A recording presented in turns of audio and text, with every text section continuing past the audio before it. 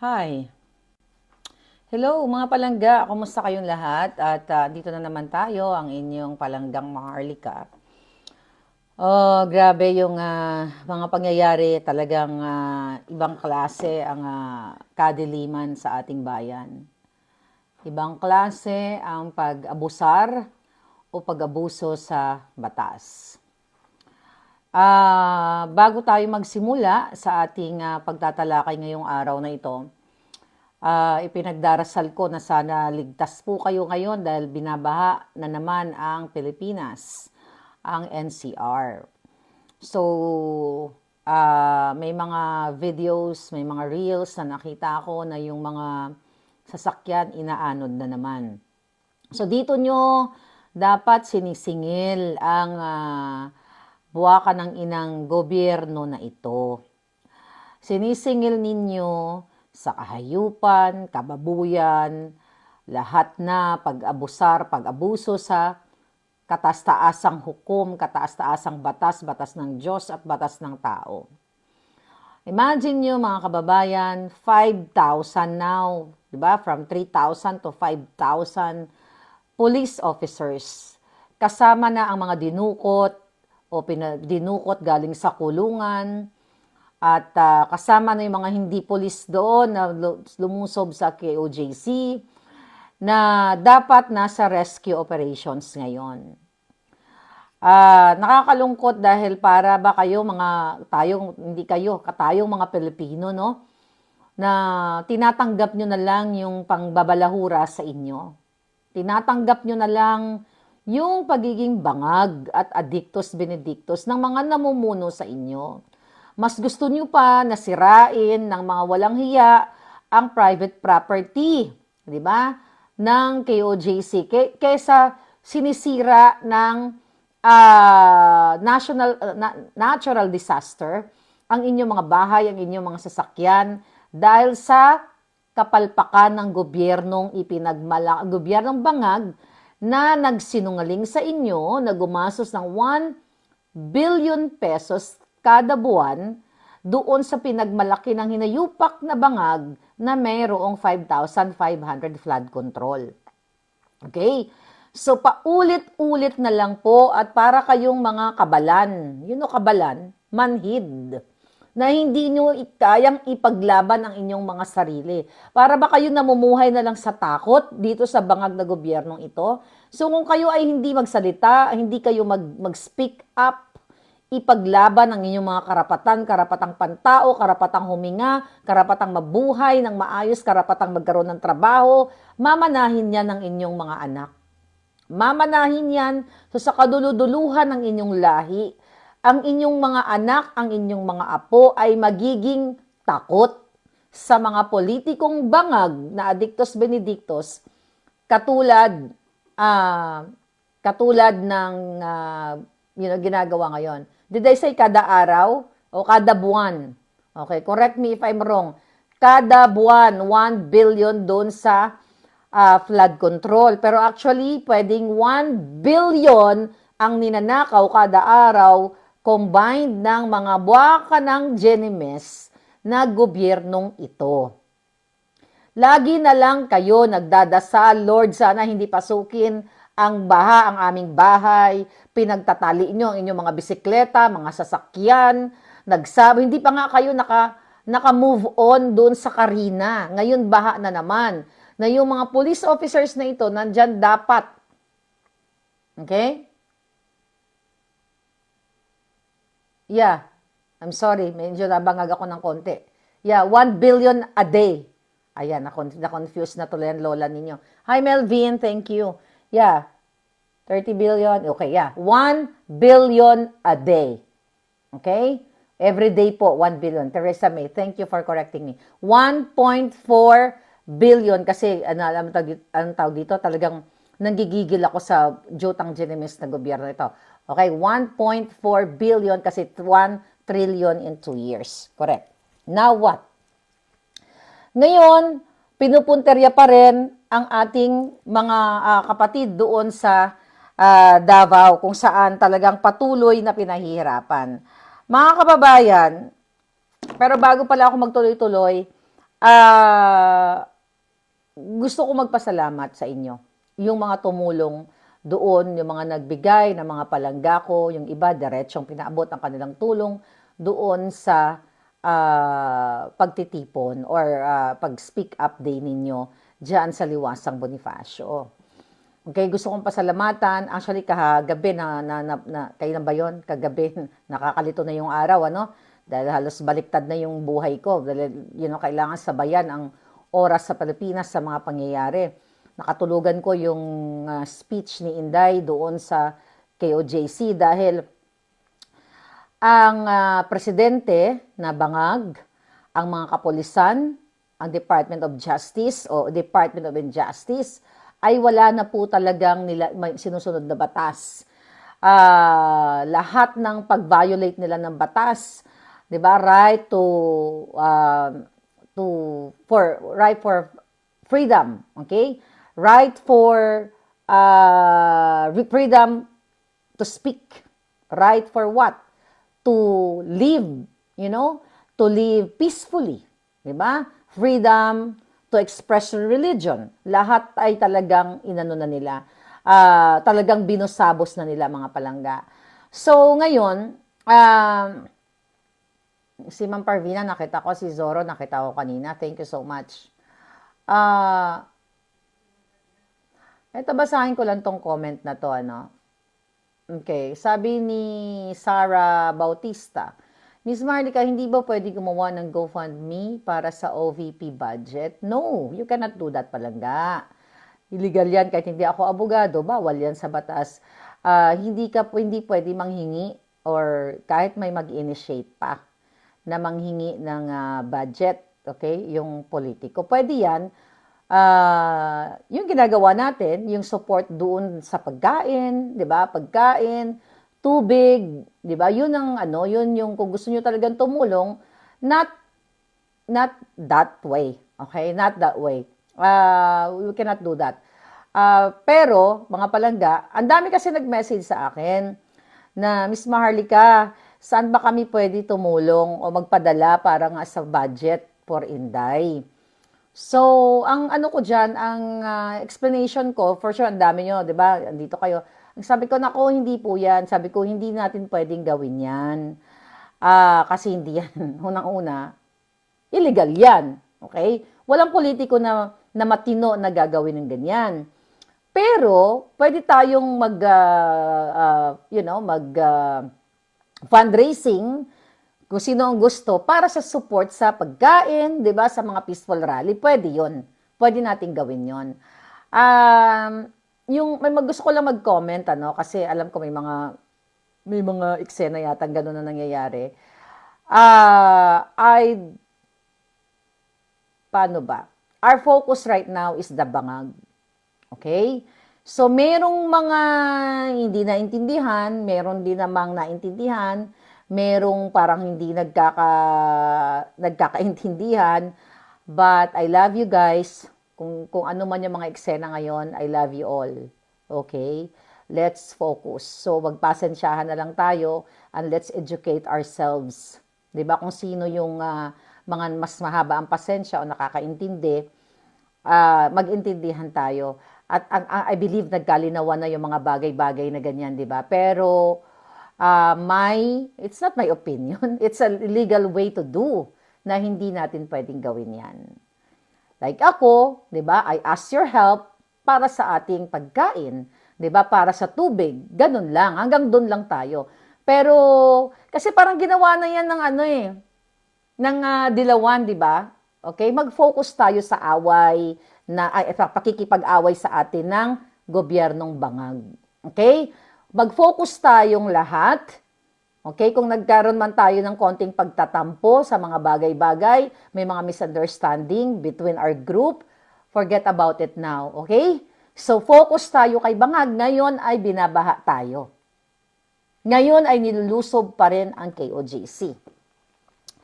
Recently ay nag-issue si Remulla, okay, na kung saan ay kakasuhan nila, okay, kakasuhan nila ang nag-issue ng writ of amparo, 'di ba? Na kung saan inatasan ang mga kapulisan ah, dahil lang, nalisanin ang propriedad ng KOJC. Ngayon, ang kahayup-hayupan na Department of Injustice gusto daw kasuhan ang judge na nag-issue ng writ of amparo. Kita nyo mga kababayan, ang power trip, ang pang-aabuso ng mga walang hiyang ito. Paano mo kakasuhan? Hindi nga nila nilisan eh. 'Di ba? Hindi nga sila umalis doon sa property ng KOJC. Hanggang ngayon pang 10th day na. Ano kakasuhan ni Bangkay, 'di ba? Ni Remulla na isang bulati na tagal nga pumirma ng bulati sa kanya. Ba't mo kakasuhan yung judge na nag-issue ng temporary protection order na kung saan ang mga walang hiyang mga pulis ay patuloy ngayon na nananakit, 'di ba, nagdulot ng mga panakot, nakakilabot, okay, na epekto ito sa ating mga kababayan at sa buong sanlibutang may Pilipino na nakakakita na yung pagsisira nila sa mga propriedad. Katulad na lamang dito, mga palangga. Oh, imagine niyo ito, nagpapapasok, okay, nagpapapasok sila, yan. Yung mga pulis na yan, nagpapapasok ng mga box na mga bagay-bagay dyan. Hindi natin alam kung jomba ba yan, kung ano ba yung mga pinasok nila. Ano sinasabi ng DOJ, nakakasuhan pa ngayon ang judge. Hindi nga nila sinunod eh. Hindi nga nila sinunod yung order. Ando doon pa rin sila, nag-illegal drilling. Tapos recently yung mga mainstream media na kasabwat nila, sapilitan nilang pinapapasok na hindi dumaan sa scanner, hindi dumaan sa tamang proseso, pinapasok doon sa private property. Kasabot yung mga pulis. Ano yung purpose ng mga buwaka ng inang mga pulis o ni Bangag Jr., ni Lisa Tanas, ni Tambaluslos, lahat ng mga hinayupak na dahil sila nag-utos yan para ipasok ang mainstream media doon. Para magtanim sila ng ebidensya, picture-picture, ititwist nila sa inyo na ito may natagpuan na buto-buto kunyari, 'di ba? Mga buto-buto ng bangkay kunwari na ganon. Pwede nilang ilagay yon, taniman nila, may nakitang ganitong pampajarbog, may nakitang ganito na ganyan. Pero sabi ko nga, kung yan ay later on, mga kababayan, ay panagutin ng hustisya o ng batas itong mga hayop na ito na nagtatanim, even yan, alam nyo kayo, mga mainstream media, mga gago kayo, sunod-sunuran kayo ngayon, dyan, pumapasok kayo, trespassing yan. Lahat ng pumasok dyan sa KOJC, mapapulis man, mapasivilyan, mapamedya man, na pumapasok kayo lahat ngayon dyan, dahil malakas ang loob ninyo, dahil kakampi nyo ang adictus benedictus na gobyernong ito, may kalalagyan kayo lahat. Sabi ko sa inyo, hindi kayo forever dyan. Sabi nga ni Inday Sara sa kanyang speech kagabi, ang gaba, dili gyud magsaba. Ibig sabihin noon sa mga hindi Bisaya, 'di ba? Ang sabi niya, ang gaba sa Ginoo dili gyud magsaba. Ibig sabihin sa Tagalog 'yon, ang karma ng Diyos, okay? Ang karma hindi kumbaga bigla na lang darating sa inyo 'yan at hagupitin kayo. Katulad ng nararanasan nating bagyo ngayon diyan. Kung pwede nga lang ang bagyo doon sa loob ng Malacanang para ma-wipe out ang lahat ng mga demonyo. Di ba? So yan ang i-focus natin. Ano ba yung ultimate solution ng problema natin, mga palangga? Sa kabila ng kanilang human rights abuses. Di ba? Inaabuso, paninira ng private property, pagdulot ng traumatic experience sa mga estudyante, pag-antala ng ng pag-aaral ng mga bata. Dahil may eskwelahan doon eh. Tinake over nila yung property. Ano ang solusyon ninyo? Wala na tayong ibang solusyon. Dahil magkakasabwat na lahat. Tingnan mo yung Department of Injustice. Ang mga kapulisan ng mga buwakan ng Ginemes. Kayong lahat dyan, na sunod-sunuran ngayon sa bangag na gobyerno, mananagot kayo sa taong bayan at mananagot kayo sa batas. The ultimate solution, mga kababayan, para mapuksa o matapos na ito, wala na pong iba kundi peaceful protest. To get awareness not only sa national, kundi sa international. Kaya paulit-ulit kong sinabi sa inyo, wherever you are, mga OFW po, magsumulat kayo sa mga, like sa media, di ba, mga local media ninyo, kung nasaan kayo, i-transcribe ninyo, i-translate ninyo, send an attachment, link, di ba, ng mga videos, even yung video, wag nyo lang basta-basta i-send in Tagalog, speaking. I-transcribe ninyo, i-translate ninyo, mga palangga. Para makakuha tayo ng awareness kasi nga, mismo ang media kasabwat na ng mga buwaka ng ina, di ba, nakita nyo sa video ng SMNI, pinapapasok, ito namang mga media, parang, magkakampi sila ng mga bangag. So, wala silang ding sinusunod na code and ethics of journalism. And they don't care about the law now. Kasi, yan ang utos ng bangag na gobyernong ito, ng Addictus Benedictus, na adik 24/7 na tumitira.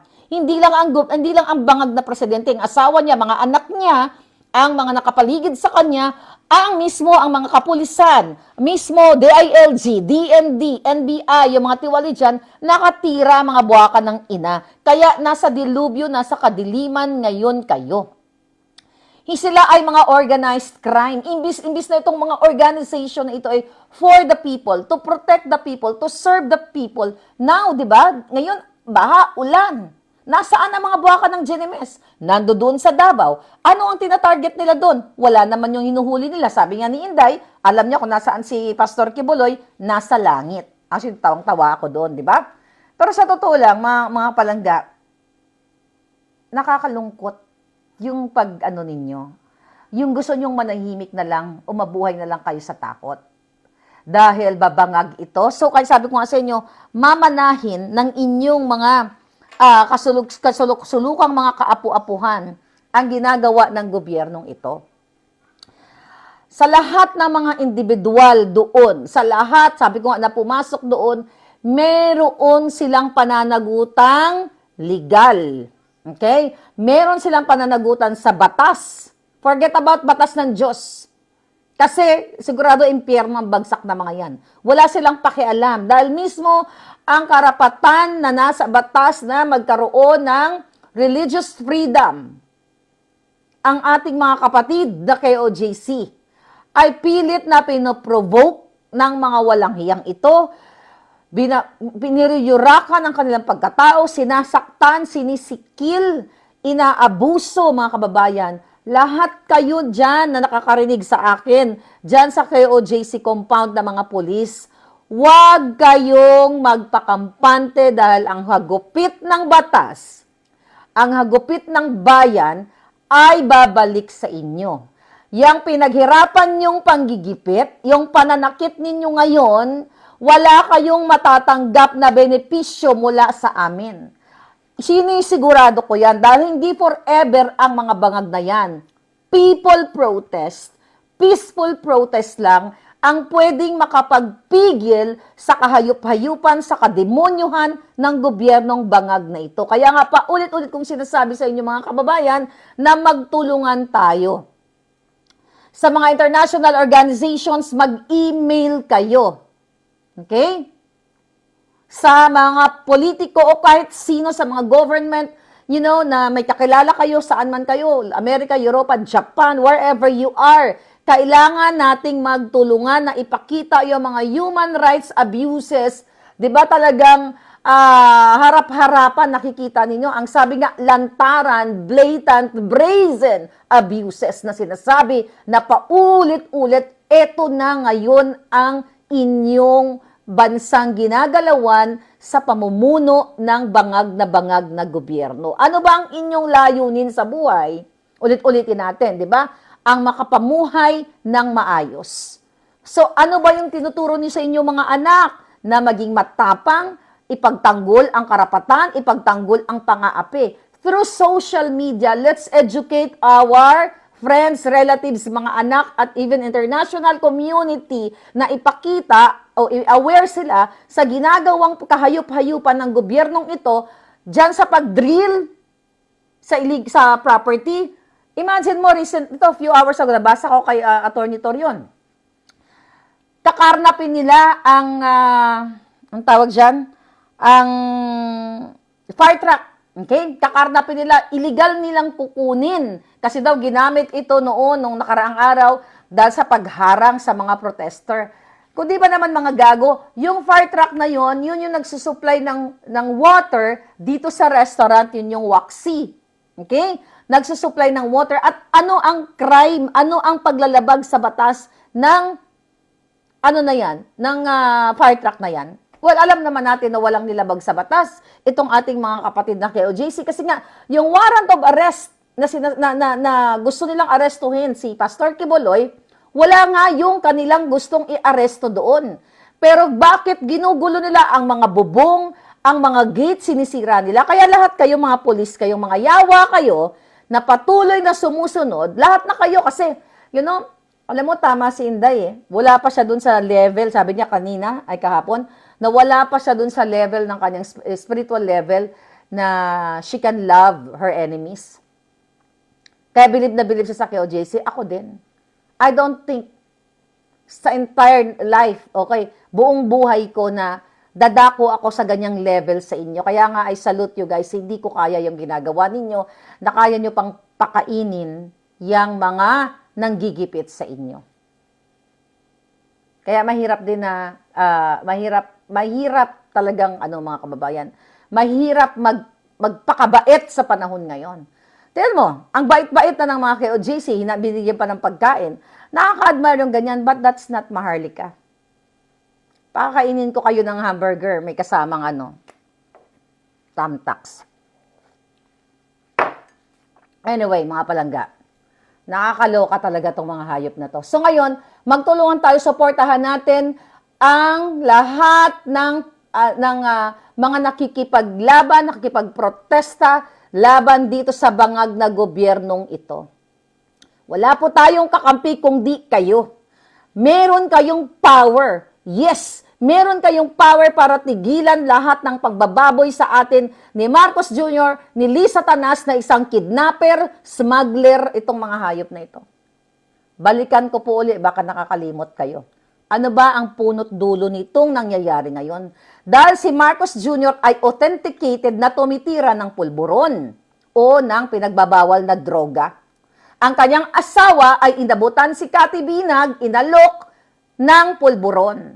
Actually, maraming inaalok si Lisa kahit mga bata. So, eto ba ang pamumuno na gusto ninyo? Ito bang mga taong mga to? Kaya ito gusto nilang pagtakpan. Kaya umiikot ngayon ang balita sa KOJC. Pero nakakalimutan ninyo na gustong pagtakpan ni Marcos Jr. ang panawagan na hair follicle test siya. Dahil kitang-kita nung araw ng kagitingan na naiwan yung residue ng pulburon sa kanyang nguso.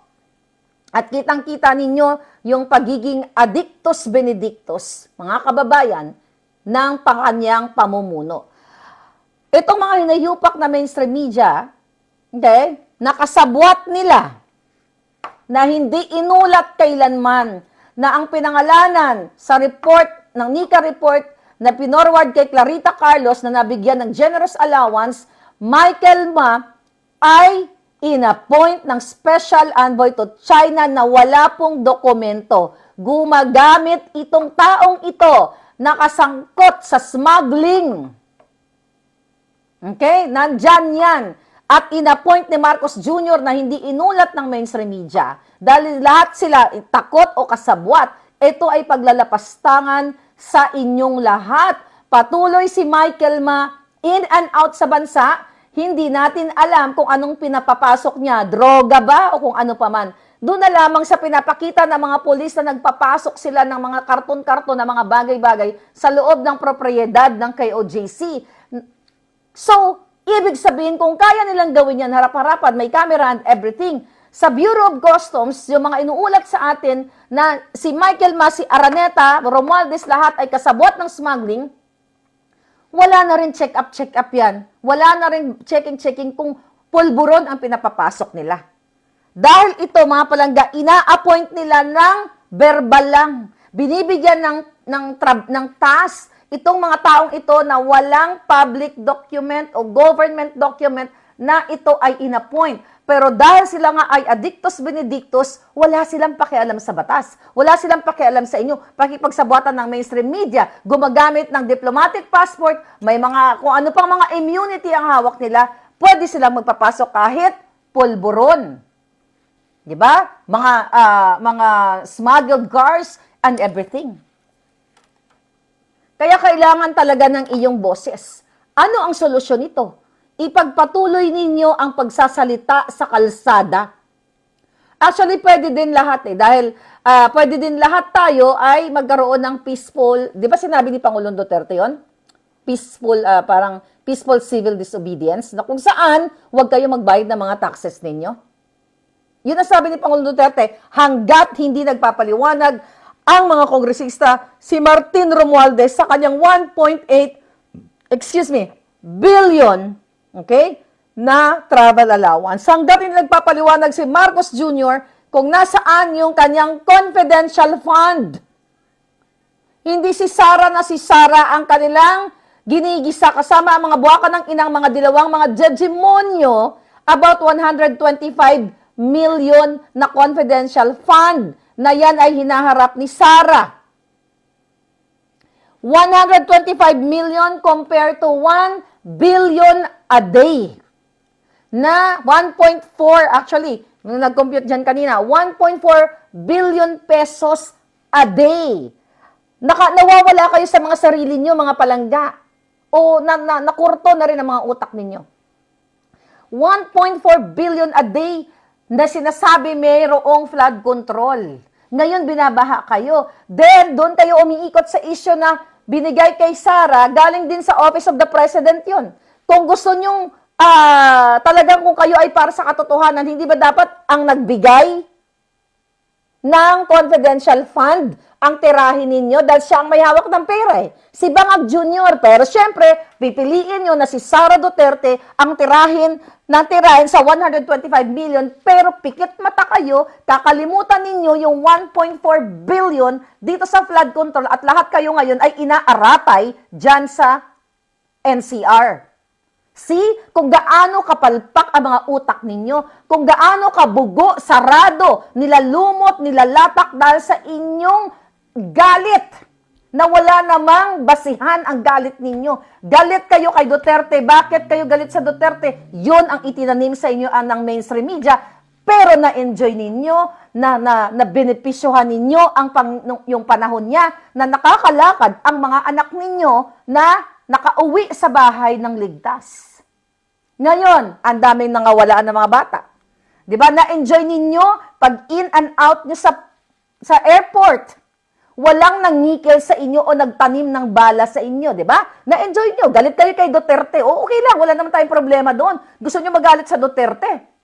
Trip-trip lang ang buhay ng tao. O, yun ang trip nyo dahil naloko kayo ng mainstream media. Di ba? Napakabilis lumabas in and out sa bansa noon. At ang mga facility, 'di ba ngayon ano nangyayari panahon ni Bangag Jr.? Ilang beses na brown out. Ilang beses na patayan ng aircon, sinurot kayo, inipis, inahas kayo lahat niya. Galit kayo kay Duterte kasi yan ang gustong isaksak sa inyo ng mainstream media. Bakit yan ang sinasaksak sa inyo ng mainstream media nung panahon ni Duterte? Kasi ang mga mainstream media ay pinanagot ni Duterte sa kanilang mga kasalanan na hindi tama ang pagbayad ng tax, hindi tama ang pasweldo sa kanilang mga tao, inaabuso ang kanilang mga empleyado o mga contractual katulad na lamang ng ABS-CBN. 'Di ba? 'Yun ang gustong isaksak sa inyo ng mainstream media. Ngayon, itong mga oligarkiya na ito, katulad ng Lusiotan, katulad ng Mylong, katulad ng Dunkin Donuts, at marami pang ibang mga pinwersa si Duterte, ay pinwersa not the word puwersa, inoblige niya, di ba? Sa pamamagitan ng tamang batas na magbayad kayo ng inyong taxes. Dahil kung ilang milyon yon, 600 million. Yung iba, billion pa. Di ba? 6 billion. Yung kay Lusiotan. Di ba? So ngayon, bakit si Duterte ay nagmumura, nagbabuaka ng Ginemesya? Hindi yun para sa kanya. Para yun sa inyo. Kaya nga nagkaroon siya ng build. Itong putang inang Bangag Junior, ano ang ginawa? May narinig ba kayo na isang oligarkiya, minura, o kahit na hindi namurahin, inobliga ni Marcos Jr. na magbayad ng tamang buwis? Wala kayong narinig kasi kakasabwat sila. Magkakasabwat sila. Kaya tuwang-tuwa ang mga oligarchs kasi any moment, pag sinabi nilang, magtaas ng kuryente, walang nagde-dissent sa gobyerno. Kasi magkakasabwat sila. Walang nagsasabi, katulad ng Duterte, tangay na pag hindi mo binabaan yan, yari ka sa akin. Tangay na, taas na yung sweldo ng pulis na yan at mga sundalo, yari kayo sa akin pag hindi nyo ginawa. Ngayon, hindi. Binabawasan pa ang mga benepisyo ng mga men and women in uniform. So the reason why, mga kababayan, kaya ang mga oligarchs ay hindi kumikibo o kumakampi kay Bangag Jr., at dito sa mga dito sa mga mainstream media na yun, magkakasabwat sila. Inuutusan nilang linlangin ang utak ng taong bayan. Linlangin at maniwala kayo sa media. Doon kayo nagkakamali, mga kapalangga. Gusto niyang magalit kayo kay Duterte kasi palamura. Sabi ko nga sa inyo, kung ako dyan namuno, mas masahol pa ako kay Duterte. Kasi talagang lahat yan, nasa bangin na lahat yan. Wala pa nga yan eh. Yung ginawa ni Duterte, wala pa yan. Yung sinasabi niya na yung mga pulboronic. Ang uunahin ko yung nakaupo, kung ako nun. Gurguri og tanan yon. Lahat gamit ang batas. Dahil kailangan maputol ang puno ng pagnanakaw, puno ng paghihirap sa inyo. Kaya ngayon wala na silang sinusunod na batas. Kahit na sabihin pa natin, 'di ba, enable for what? To achieve the peaceful country, to achieve justice. 'Di ba? Ano ang gagawin mo? Ano ang gagawin mo para, 'di ba? Isa sa mga options dyan is, ang sabi nyo, nababasa ko, antayin nyo na lang sa susunod na halalan. 'Di ba? Mag-elect tayo ng mga mabubuti. Mali. Hawak nila ang COMELEC. Hawak nila ang pandaraya. Yang si Lisa Tanas. Andyan sa affidavit ni Atty. Glenn Chong, na hanggang ngayon hindi nila kinakasuhan si Glenn Chong. That was last year pa, na si Liza Tanas. Okay, September 11 o 13 yata, nag-execute ng affidavit si Atty. Glenn Chong na si Bangag Jr. ay nangdaya sa halalan at ang mastermind ay si Liza Tanas sa pakikipagsabuatan sa Smartmatic. So, wala tayong aasahan, hindi option yung halalan as of now.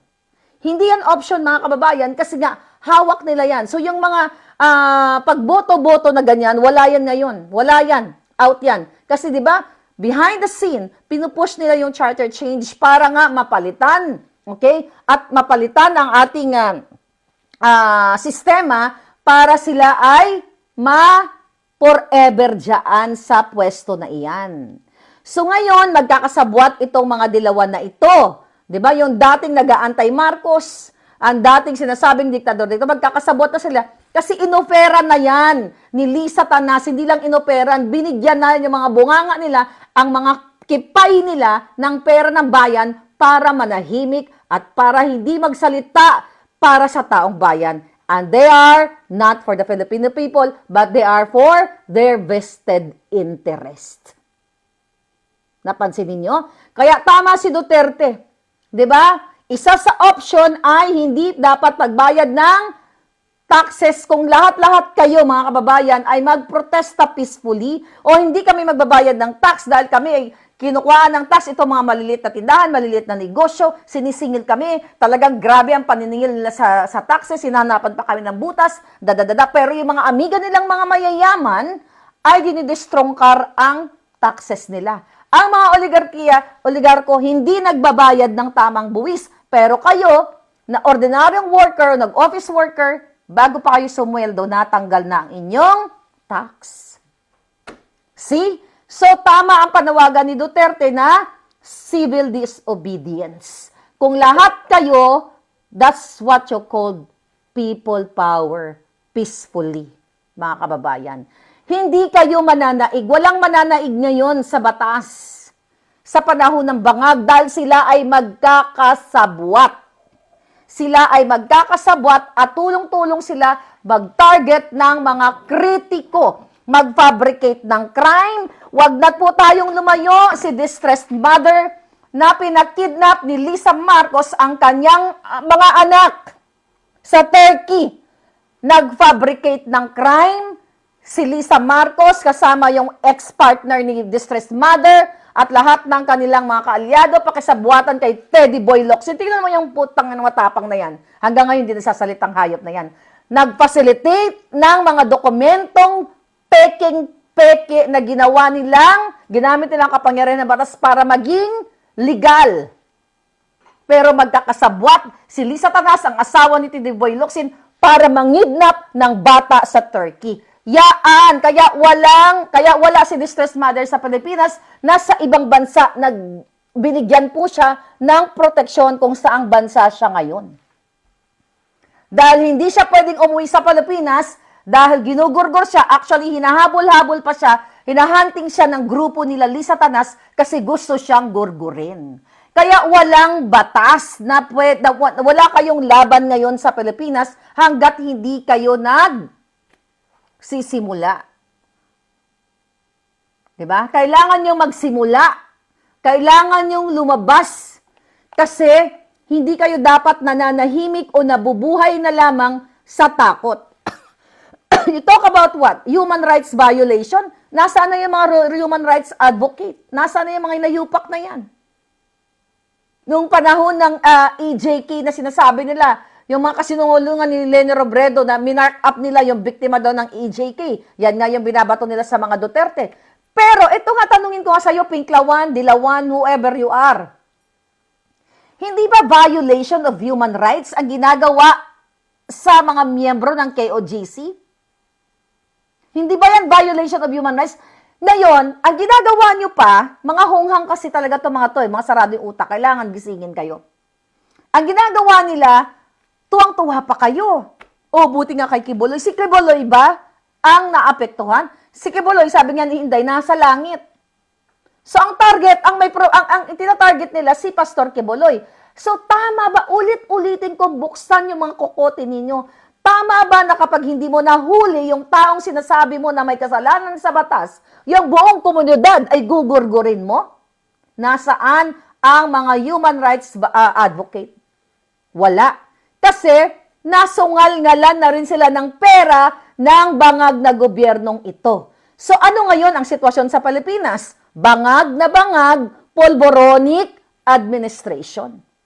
Sa kabila ng mga pagpapahirap sa inyo, economically, na hindi nyo kayang bumili ng pagkain, wala kayong tamang permanenteng trabaho, uugod-ugod na kayo, yung ating mga matatanda, di ba na umaasa sa 500 pesos na pensyon na binigay ng gobyerno na yan, hanggang ngayon, di pa nila natatanggap. Di ba? Nasaan na ang perang yan? Gusto niyo ba nakikita niyo mga lolo't lola ninyo? Nakita ko sa mga vlog, yung mga lolo't lola nasa bukid na lang, nag-iisa, o nasa barong-barong kubo, nagpagapang-gapang na lang inyo, mga lolo't lola.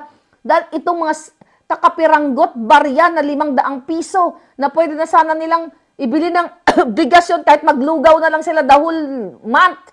Dahil wala naman silang pera, ipinagkakait pa ng gobyernong ito. Nakikita nyo ang pagdukot sa mga preso para gawing star witness at binibigyan pa ng panahon ng mga jutang ginimis na legislators para magkaroon ng privilege speech para idiin ang Duterte. Do you think ang mga Duterte ang nahihirapan? No! Kayo, ang taong bayan, kayo ang nahihirapan sa pagiging bangag ng gobyernong ito. Ulit-ulitin natin, laban kayo ng laban. Proud Pinoy. Pag nakakita ako ng Pilipino sa ibang bansa, whether anuman ang kulay, anuman ang political affiliation, which is di ko naman tinatanong yung mga ganyan, di ba? Ang sarap ng feeling, kabayan, ikaw pala yan. Di ba? Mabuhay ang Pilipinas. Tutulungan mo. Ganun ako nung bago pa lang ako sa Amerika, ang dami-daming lumalapit sa akin. Baka naman may trabaho ka dyan. Hindi ko naman tinatanong, saan ka ba? Taga Davao ka ba? Kapampangan ka ba? Ilocano ka ba? Bicolano ka ba? Kasi kung Davao ka, hindi kita tutulungan. Kung Kapampangan ka, hindi kita tutulungan. Dapat kababayan tayo. Yung mga ganon. No, hindi ganon ang Pilipino. Pero you allow this bangag na ganituhin kayo? Anong nakaka-proud sa pagiging Pilipino kung hindi kayo maninindigan? You hate what? Galit kayo sa discrimination? Pag pumunta kayo sa Europa, Canada, or wherever you are, America, kasi dinidiscriminate kayo ng ibang lahi, pero kayo mismo ang nagtataksil sa sarili niyong bayan, kayo mismo ang nagdidiscriminate dito sa KOJC. Dahil sila ay naniniwala sa kanilang pastor. Karapatan nilang maniwala kahit kanino sila maniwala. Dahil meron tayong religious freedom na tinatawag. Kahit nga yung iba, naniniwala, kayo nga naniniwala kayo sa bangag. Which is ako, di ba?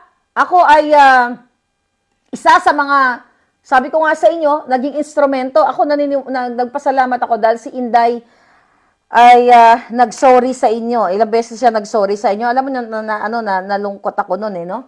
Nung ano sabi ni Inday? Ang sabi ni Inday,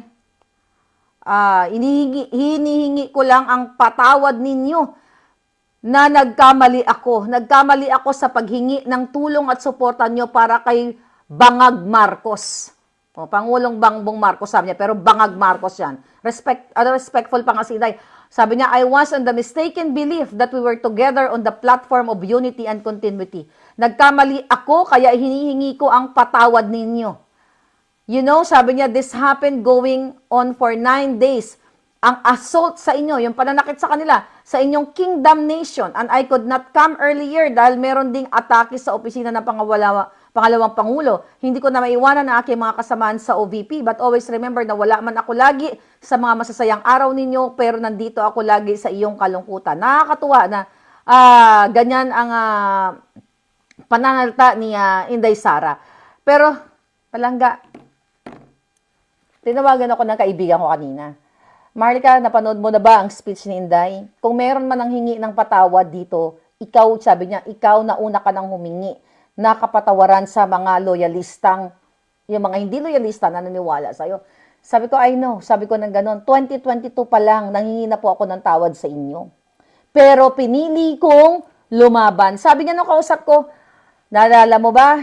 Ang sabi ko sa'yo, Marlica, hindi ka ba natatakot? Ikaw lang mag-isa lumalaban o ilan lang kayo ngayon. Sabi niya, more on ikaw dito. Nang naglabas ka ng picture noong August na may mga drawing na mga ahas-ahas sa Malacanang.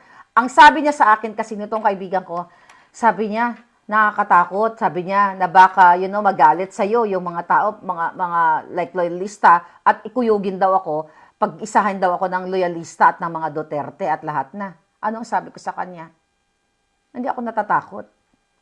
Talagang kukuyugin nila ako. Pero alam ko, one day, magigising silang lahat. That was August. Nung nag-start ako, di ba, nagalit kayo sa akin. Nagalit kayo sa akin. Ano ba to si Marlica? Kung ano pinagsasabi ninyo? Oh, di na lang suportahan ng gobyerno, ganyan-ganyan. Anong sabi ko sa inyo? Magalit na kayo hanggat gusto nyong magalit. Pero nagkamali ba ako? Nagkamali ba si Maharlika sa mga expose niya na smuggler, kidnapper, kawatan ang gobyernong ito, na si Lisa Tanas ang nagpapatakbo ng Pilipinas? Now, sinasampal na kayo harap-harapan na ang mga pulis ay nagti-tear gas ng mga kapwa nyo Pilipino, na ang mga pulis ay naninira ng mga propriedad, ang mga pulis ay nag-illegal drilling, ang mga pulis ay ginagawang ang inyong yung marbil ay nakuha pang karaoke, magkanta-kanta ang hayop, imbes na hanapin ang kanilang target na sinasabi nilang si Pastor Queboloy.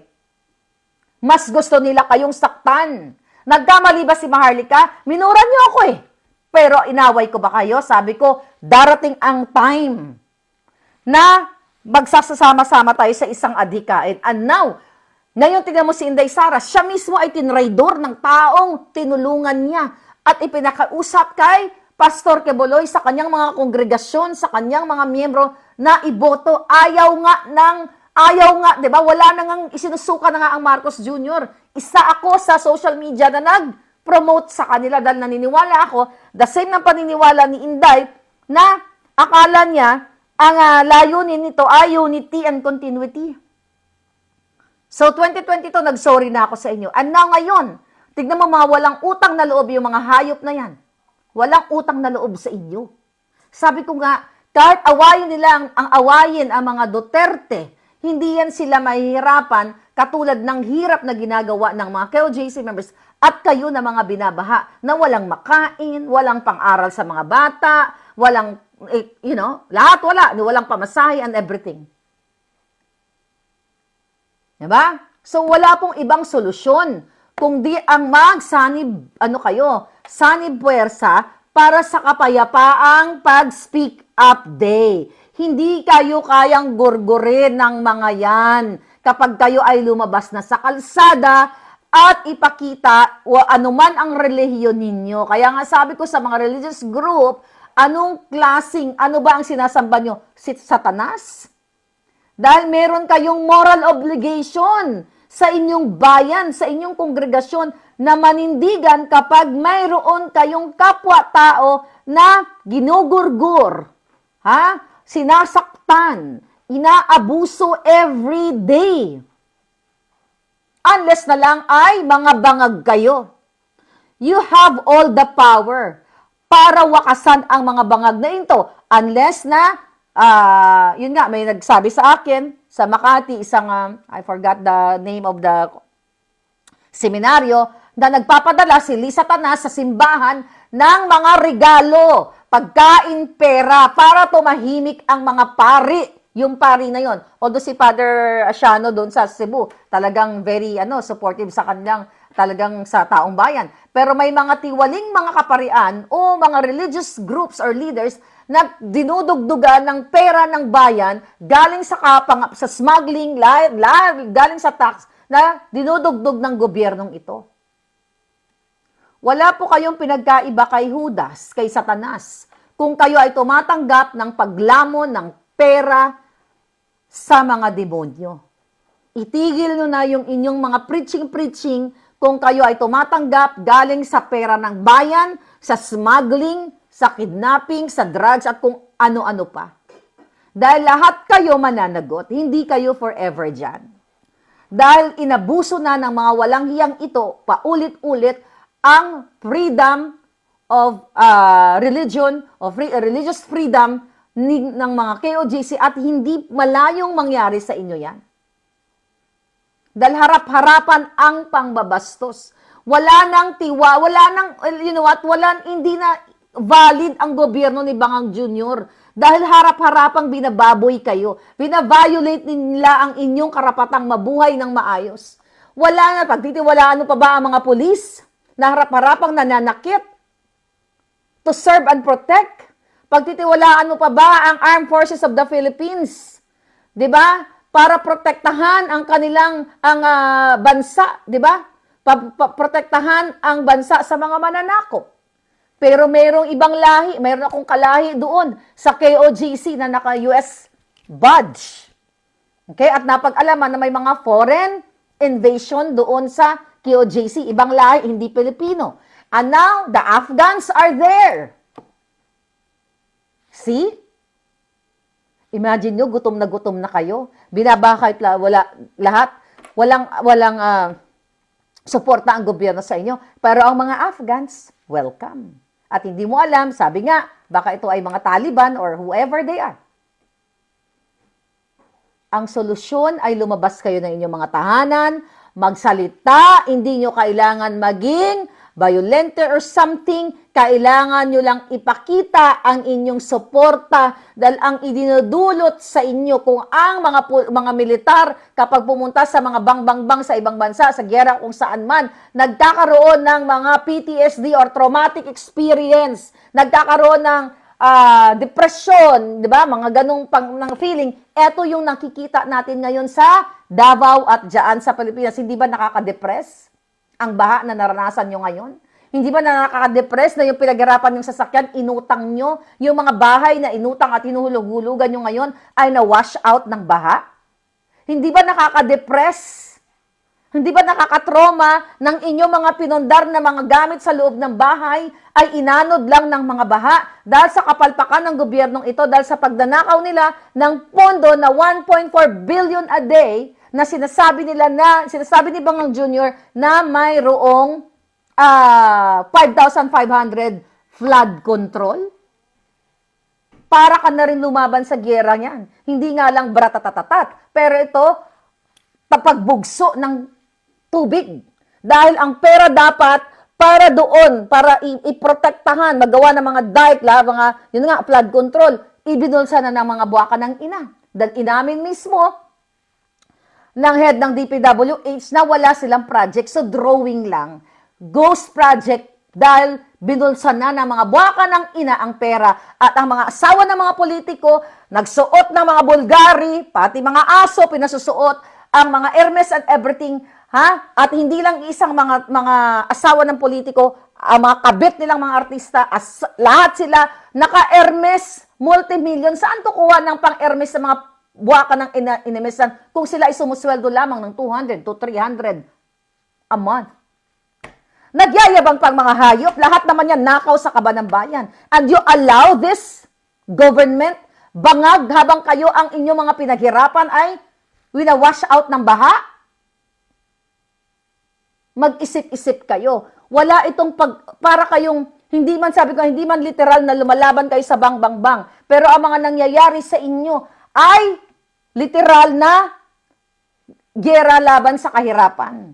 Giyera laban sa mga bangag. Tapos mas pipiliin nyo pa bang mamuhay sa takot at patuloy na i-oppress, i-suppress ang inyong malayang pamamayag? Ako, over my dead, gorgeous body. Hindi ako papayag. Nakitilin ang aking pananalita hanggang sa huling hininga ko. Kahanggat buhay ang aking mga kamao, aking mga kamay, kung kaya kong magpumantay, hindi ako kayo JC member. So hindi ko kaya yung love your enemy. You know what I mean? Pareho kami ni Inday. Wala ako sa level na yan. At I don't think darating ako sa level na yan. Walang love your enemy. Puksain ang enemy ng bayan. Tapusin silang lahat sa pamamagitan ng peaceful protest, sa pamamagitan ng boses ninyo. Hindi nyo kailangang manakit katulad ng ginagawa nila na nag-spray ng teargas na nakikita ninyo. Walang love your enemy. Patalsikin ang enemy of the state. Enemies, actually. Kaya sabi ko, hindi ako pwede sa KOJC. Iba-iba naman tayong tao. Tama na yan. Ganun kayo. Napakabait. I wish I'm like you guys. Pero hindi. Malayong malayo. Hanggang huling hininga. Hanggang may boses ako. Sabi ko nga, kung one-on-one, hindi naman tayo maatras. But do you think lalaban? Ito, Lisa. Ito, mga buwaka ng Genemis na yan. Lalaban ba yan ng one-on-one? Mga traidor. Mga taksil, mga talawan, mga puti itlog, mga malasado ang itlog. Kaya hindi lalaban yan. Ang gagamitin nila, magtatago sila sa pang-aabuso ng power ng batas. Ng kanilang mandato, ng kanilang pwesto, magtatago sila dahil duwag sila. Pero kung one-on-one, isang pitik ko lang yung mga yan, maaagos na yan ng baha ngayon. Pero hindi yan sila lalaban ng ganyan. Kaya nga, the ultimate solution, mga kababayan, ay magsalita kayo. Kung gusto nyong proteksyonan ang inyong mga religious congregation, ang inyong pananampalataya, whether you are KOJC or Katoliko, dahil pwede nilang sasugin yung pare doon sa Davao. 'Di ba? Pwede nilang lahat gawin, mga kababayan, dahil ang ginagawa nila hindi ito pang makatao. Nakakakilabot, ika nga, ang namumuhay sa ganitong klasing gobyerno. Di ba? Imagine mo, judge na. Di ba? Judge na nagsabi na, oy, mga pulis, lisanin ninyo ang KOJC na yan dahil hindi yan tama ang ginagawa ninyo. Nag-issue ng TPO. Di ba? Pero ngayon, binabali ng Department of Justice at ang justice, ang korte ay kakasuhan din ng DOJ. Saan ka nakakakita? Only in the Philippines na ang isang husgado, pinatupad niya ang batas, kakasuhan ng gobyernong bangag. Kasi gusto nilang targetin itong KOJC. Nakita ninyo? So kahit na sumunod pa itong mga abogado na ito sa tamang proseso sa batas, dahil makapangyarihan ang bangag, kaya nilang i-twist. Kakasuhan ka pa, pinapatupad mo lang yung batas. Pero sila ay nilalabag ang batas harap-harapan. Warrant of arrest ng isang tao na hindi nila makita. Sisirain nila ulit ang propriedad. Sisirain nila may magugurgur sila, may sasaktan sila. Anong gobyerno? Sige nga, anong gobyerno ang tinatakbo ninyo? Hindi ba bangag? Hindi ba pulboronic? Sabi nga ng korte, sabi na ng judge, dun sa writ of amparo na yon, umalis kayo dyan, huwag niyong guluhin ang mga religious people. Huwag niyong guluhin dahil illegal yan, labag yan sa batas. O, hindi nga sila umalis, hindi nga nila nilisan. Ngayon, kakasuhan pa ang judge. So again, mga kababayan, walang gobyerno. Lahat sangkot ang gobyernong ito sa bribery, corruption, and everything, kidnapping, lahat. Mga palangga. Hi, Adelina Becker, thank you, palangga. Liz Vergara. Ray Macwal, thank you, palangga. Ray Macwal, bakit anong sabi si Miss Shot, ano yun? Rebecca, thank you, palangga. Ngayon, tignan natin yung mga sinabi ni Inday. Ayun, sabi ko na to, diba? Wala pa ako sa punto sa mga miyembro ng KOJC. I'm not in the level of spiritual enlightenment na I can love my enemies. Wala pa ako sa inyong level. That's true. Kahit ako, wala ako. Never ever ako pupunta sa level na yan, mga palangga. Ang sabi pa ni Inday, mali na mabalisa. Mali na matakot. Alam niyo kung bakit pinadalhan kayo ng 5,000 ng mga pulis upang kausapin, upang iyong ipaintindi ano ang nangyari sa ating bansa, nasaan ang rule of law. Pinadala sila dito para takutin kayo. Pinadala kayo ng Diyos upang paunawain sila. I think yan yung ginagawa ng mga POJC. Kaya nga sabi ko, ibang level kayo, kaya nakaka-admire kayo, pero hindi po ako magiging ganyan. I cannot love my enemies. Believe me. Depende sa enemy. Kung ganitong manggugurgur, I cannot do that.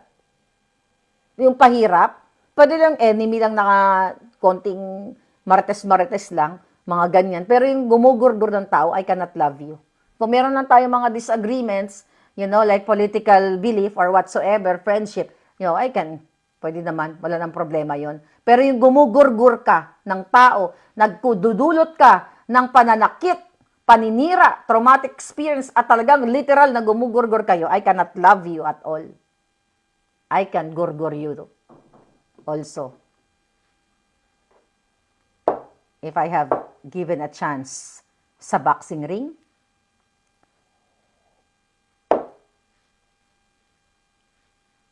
kayong mga talawang itlog, shoot sa buli nyo to lahat. Mga yawa mo. Sabi ni Inday, if they come from a place of violence, the Kingdom Nation is the expert on peace. Yes, you really are. Alam niyo na yan. Sabi niya, Dabaweños are peace-loving Filipinos, and in fact, hindi lang Dabaweños, because the Kingdom Nation citizens can be found all over the country and all over the world. Yun nga nakikita ko sa inyo, yung KOJC. But, napakaganda ng nurturing sa inyo, ng inyong pastor. I cannot be like you, palangga. Believe me, I cannot. Diba? Paulit-ulit na nangingi ng tawad si Inday sa inyo. Ano pa sabi ni Inday? Make them understand that this is not about me and you. This is about the abuse of power and the assault on the freedom of religion. They come from the evils of Satan. What do you have? Sabi ni Inday, you have the goodness of the Lord Jesus Christ. And always remember, kahit saan ka man pumunta, lahat nagsasabi good triumphs over evil, sabi ni Inday. Paulit-ulit na nagkamali siya. Well, mga kababayan, talagang MJ Park and Willow Dicat, thank you. Sabi ko nga, wala tayong panalo ngayon sa tamang proseso. But we can win. Pwede tayong magsama-sama, lumabas. Okay? For Ma'am Raga, pwede tayong magsama-sama ang inyong boses.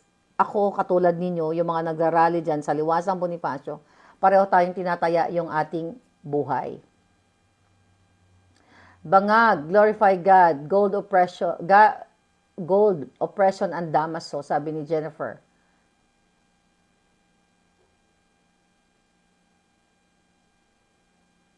Sabi ni Melody, sinabi mo pa, sa Cavite City, nga namatay na yung mga kilala kong senior at iba pang tumanda na hanggang ngayon walang natanggap. Yun na nga mga palangga, kawawa, kaluluoy ang aton mga lolo't lola. Ako lola's girl ako eh.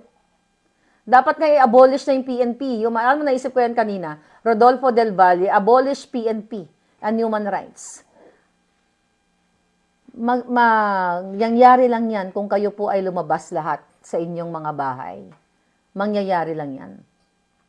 Carl Tags, Tambalusos, may issue ng bribery sa Okada na tumanggap ng big luggage sa Delaware, US. Bakit nila hindi imbestigahan? Ayun na nga palangga, di ba? Ako ang nag-expose niyan sa inyo. I'm just waiting for the video. May video yan na tumanggap siya ng maletang pera. Ayaw nila imbestigahan kasi nga si Tambalusos, si Bangag, ang nagbibigay ng malaking budget sa mga kongresista at mga senador. Okay? Ayaw nilang imbestigahan, mas gusto nilang tirahin si Inday sa 125 million, okay, na confidential fund, na ipaliwanag naman niya, at gustong ungkatin.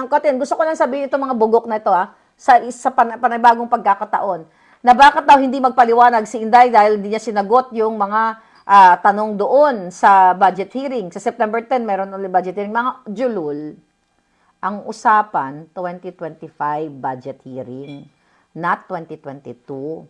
At ayun ay sinasagot na ni Inday ayun, may pinalabas na naman sila na pinigilan daw ni Inday, ng kampo ni Inday na i-audit itong, itong kanilang pondo. Papaniwala kayo dyan. Sa tingin mo gagawin ni Inday yan? Mga kakampi nila yung mga auditors na yan, nakareport kagad kay Lisa Tanas yan. So yan ay mga fake news. Diba? Bakit pa kayo naniniwala sa mga mainstream media na kasabwat ng mga sindikato, mafia, manggugurgur? Pero mas marami, tinitignan ko yung mga reaksyon ng tao sa social media, 90%, based on my observation, 90% ay umaayon sa mga Duterte. Maliban na lamang dun sa 10% na mga bangag at nakikinabang kay bangag, and the rest ay mga trolls. Pumunta kayo, GMA, di ba? Nag-post sila nung labanan natin ang fake news. Doon pa lang titignan ninyo random na feedback, comment ng taong bayan. Baka nga 95% pa ay pinagtatawanan ang GMA. So yung mga tagapagtanggol lang nila, yung mga trolls. Mga nakalak ang profile, mga butiki, yung mga profile, daga, pusa, tao, asawa, o kung ano pa man. Ay, nako, mga kapalangga.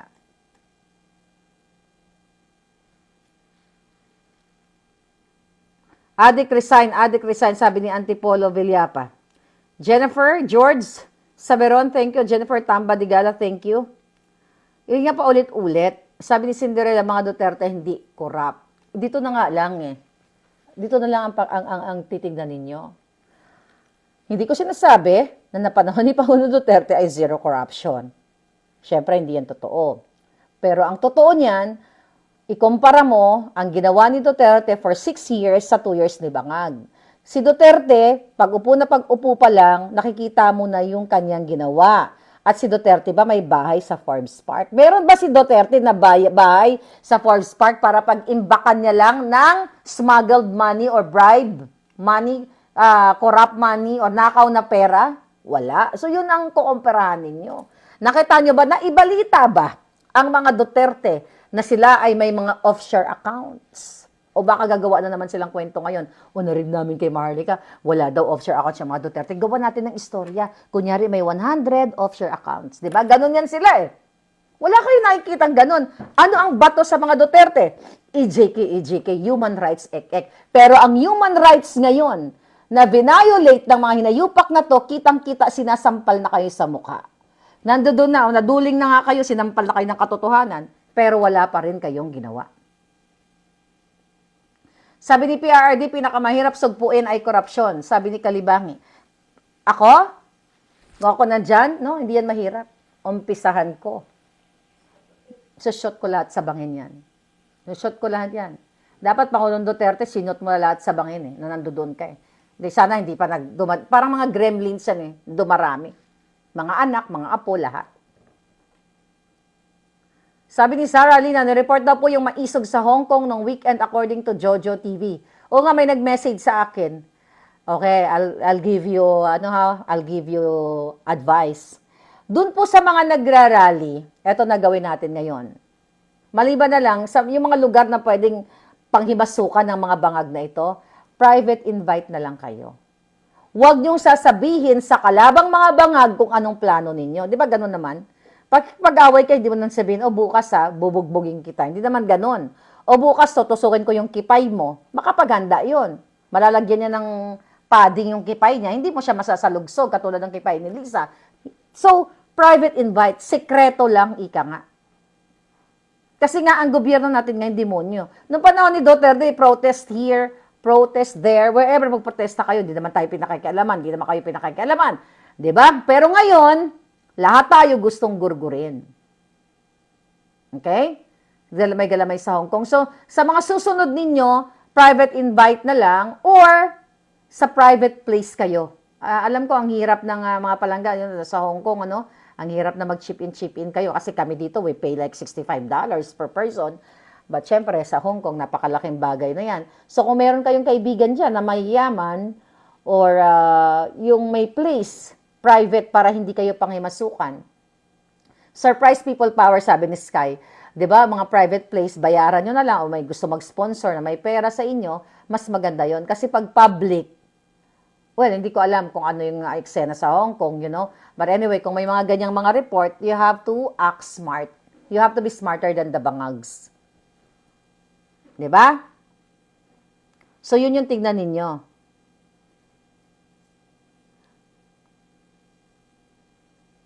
Sabi ni Hugot University, demonyo ang BBM government as in demonyo, all demons, sabi niya. Boom, boom. 20 pesos na bigas, sinungaling kabangag.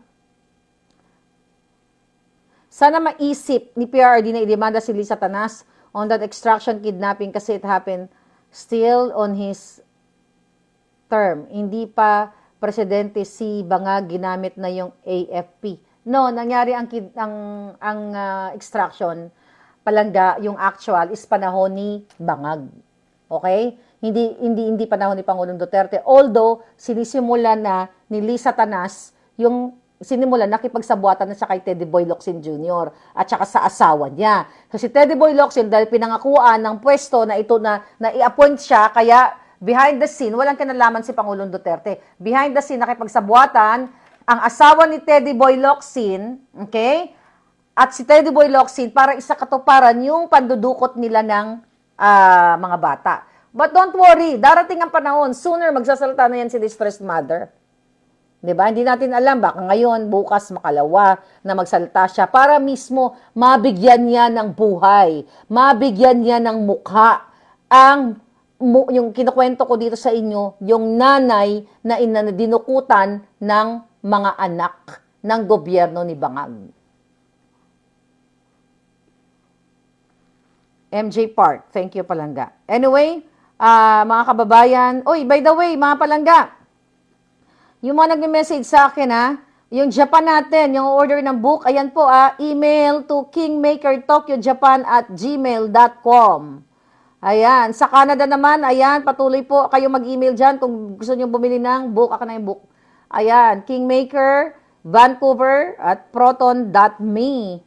At dyan naman sa Europe, ayan, yung mga nag-i-email po sa akin, yung hindi ibinigay yung kanilang, I need the shipping address and the phone number para mas madali po. Ang dami pa rin nagme-message. So, napapagod ako sa sagot kasi babalik na naman ako dahil wala yung information. So, ayan yung inyong phone number and shipping address. Don't forget, shipping address and phone number pag nag-email kayo dyan kasi tuloy-tuloy yung ating shipment ngayon. Inaasikaso na ni Nelson, ni Shim sa Europe, sa Canada man, si Sandra at si Raimi naman sa Japan. At I think sa September 8, mayroong event dyan sa Japan, September 8, book launching niya. Book launching ba ni Attorney Vic? Okay, parang may ganon. Anyway, mga palangga, wag tayo mapagod, wag tayo panghinaan, kasi tatapusin natin tong mga bangag na ito. Tatapusin natin sila. Diba, mga palangga? Dali lang. Si Ray Macwile, paulit-ulit. Thank you, Palangga, for your help. Thank you so much. ang gaba dili gyud magsaba, sabi ni Travel Destinations. Muli, this is your fair lady Marlica. Hanggang sa huling patak ng dugo ko, hindi tayo aatras kasama kayo sa mga bangag at pulboronic administration.